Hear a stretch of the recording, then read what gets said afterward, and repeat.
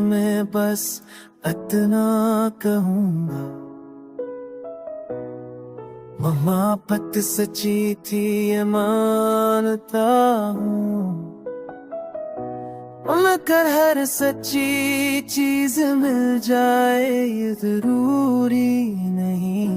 तुम मेरी कहानी का खूबसूरत हिस्सा थे, और कुछ हिस्से याद रहने के लिए होते हैं, साथ चलने के लिए नहीं। मैं तुम्हें शिकायत के बगैर याद रखूंगा, ये दर्द ये खामोशी ये यादें सब मेरे साथ रहती है।